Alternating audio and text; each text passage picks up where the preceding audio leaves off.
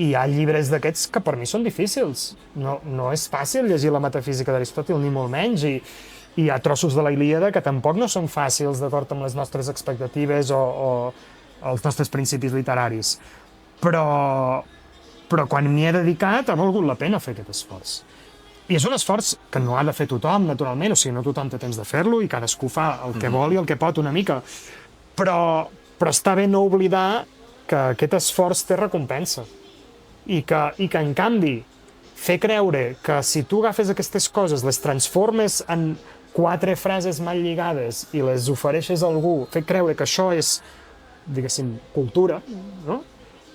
És molt problemàtic, és molt paternalista, és...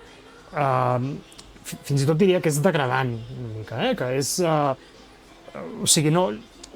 Ostres, tu quan respectes a la gent esperes també el millor d'ells, no? Vull dir, respectar algú no vol dir no incomodar-lo mai, de vegades hi ha situacions en què has de dir una veritat a algú, i potser és una mica incòmode, o potser molt. I tant.